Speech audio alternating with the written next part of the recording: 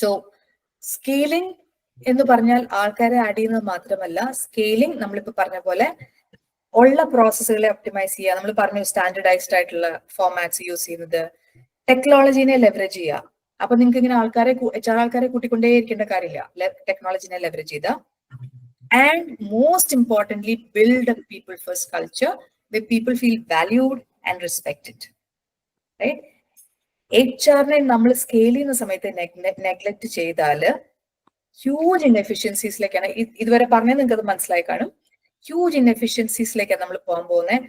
Compliance റിസ്കുകൾ വരാം, നമ്മൾ legal ആയിട്ടുള്ള ആവശ്യമില്ലാത്ത നൂലാമാലകളിലേക്ക് പോകും.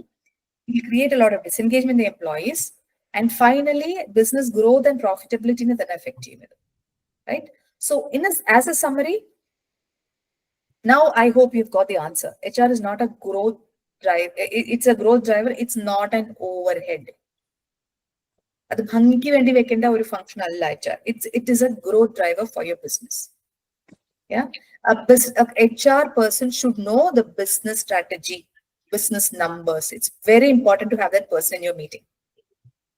Without that scalable HR function, ഈ പറഞ്ഞ പോലെ high turnover, inefficiency, low employee morale എല്ലാം വരാനുള്ള സാധ്യതയുണ്ട്.